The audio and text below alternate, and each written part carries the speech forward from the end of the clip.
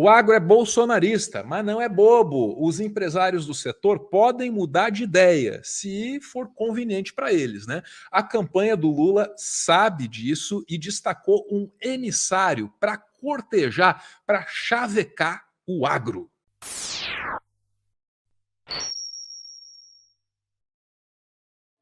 A relação entre PT e agro nem sempre é muito positiva. Quando Lula passou pela sabatina do Jornal Nacional, teve um momento ali que foi delicado, né?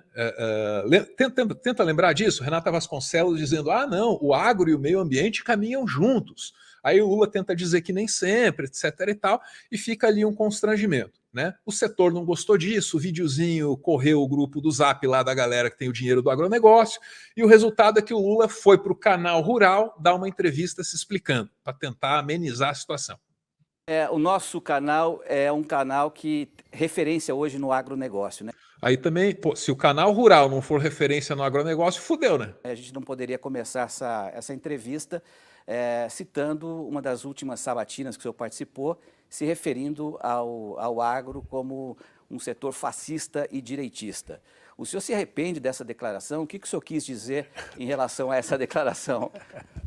Primeiro, eu não me dirigi ao agro. Dentro do agro tem dezenas de pensamentos políticos, econômicos, ideológicos. O agro não é uma coisa só, como o PT não é uma coisa só, como o Centrão não é uma coisa só.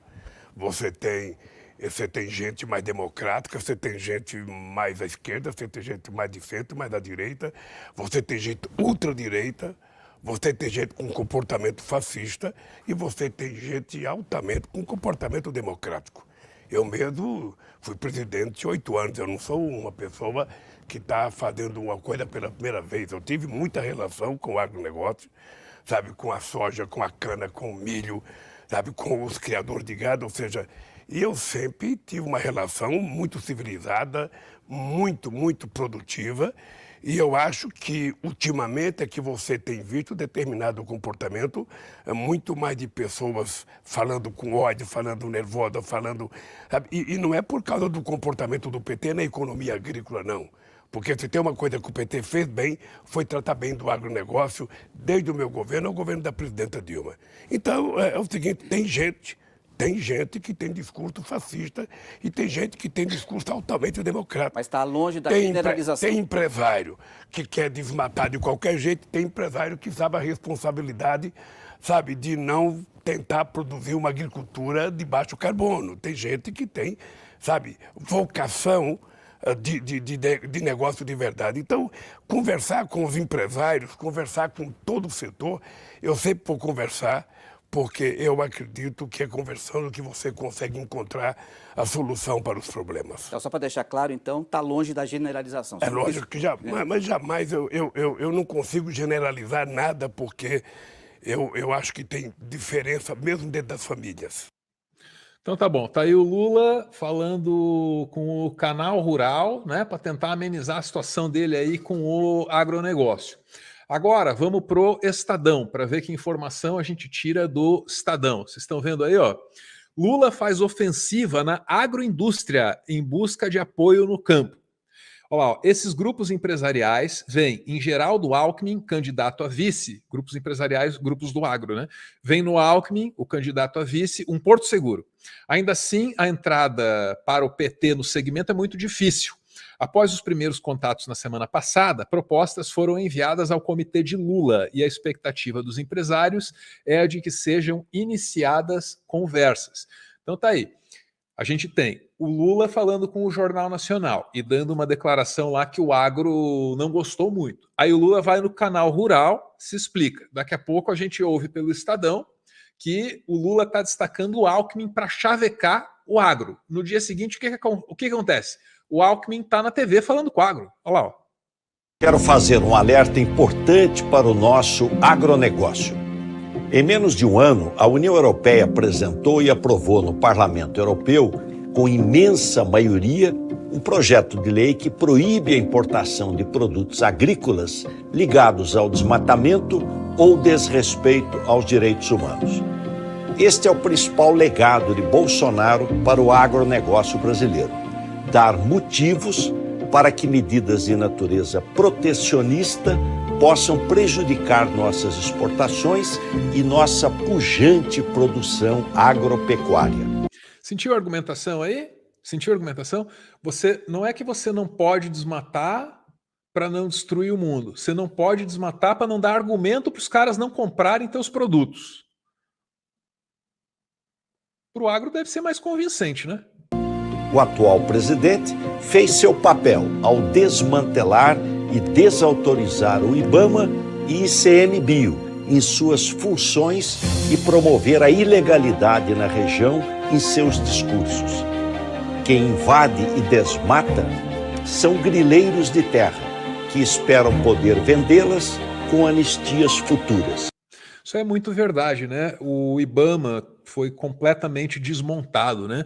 No Brasil, essa é a minha opinião, tá? A gente precisa de novas forças armadas. Precisamos equipar o IBAMA, dar tudo que o IBAMA precisa, sabe? Para tirar aquelas máquinas pesadas que estão destruindo as florestas. De repente dar um espetáculo pra gente, queimar assim uma retroescavadeira, eu gosto. Demolir na paulada ali uma balsa que está minerando ilegalmente, eu gosto de ver também. Um videozinho no Twitter, né, com o maquinário milionário do garimpeiro sendo queimado, é uma delícia de ver, todo mundo adora, isso é um gênero do audiovisual brasileiro que tinha que ser mais consumido. O impacto dessa legislação europeia, se tarificada pelos 27 países, é enorme. A União Europeia é o segundo maior mercado do agro brasileiro, só perde para a China. Nossas exportações para a União Europeia somam 18 bilhões de dólares. Estima-se que 75% desse total pode ser afetado pelas restrições impostas a produtos oriundos de áreas desmatadas. É necessário que Lula intervenha e use seu prestígio internacional para proteger nosso mercado agropecuário. Nós defendemos a propriedade privada. Vamos ampliar o Moderfrota e outras linhas de financiamento rural com juros mais baixos. Vamos fortalecer a Embrapa, manter o Brasil na liderança da inovação e tecnologia na produção de grãos. Como alertou também a senadora Cátia Abreu, precisamos defender o agronegócio e o caminho é Lula presidente. Então tá aí, o insert da campanha do Lula, no final ali ele menciona a Cátia Abreu, que é sempre um jeito assim de criar intimidade, né? Opa, sabe aquela pessoa que você conhece e gosta? Opa, eu conheço também, né? Veja você então que no que depender aí dessa campanha, o Brasil abandona a soja e vai pro chuchu como seu principal produto de exportação. E se essa é a melhor piada que eu consigo fazer no final, é porque o assunto foi realmente sem graça. Você sabe o que são as cozinhas solidárias? Se não sabe, tá sabendo agora. E o nome é autoexplicativo, hein? São cozinhas que estão espalhadas pelo Brasil, montadas bem pertinho de locais críticos, onde tem muita gente vivendo a chamada insegurança alimentar, que é um nome bem menos amargo para fome, né? Esse projeto foi implementado justamente no momento mais crítico da pandemia, quando o Brasil lidava com um governo negacionista, capaz de negar tudo. Até o inegável. Alguém já viu alguém pedindo um pão na porta ali no caixa da padaria? Você não vê, pô. As cozinhas solidárias são obra do MTST, o Movimento dos Trabalhadores Sem Teto. Eu sei que te disseram que eles vão invadir sua casa e vão tomar o que é seu, mas não se engane, o MTST não é um banco. E as cozinhas solidárias mostram muito bem como é o espírito do movimento.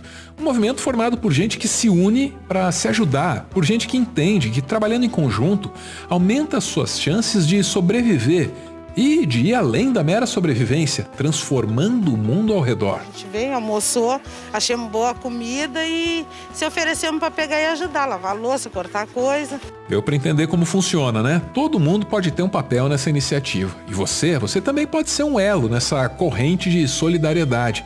Você também pode fazer parte desse esforço que é urgente e é necessário. Porque fome não tem só a ver com pobreza. Fome não tem só a ver com os rumos da economia. A fome no Brasil é uma escolha política. E a questão é, será que você concorda com essa escolha? Porque está colocada aqui uma chance de mostrar que não. Você não compactua com isso.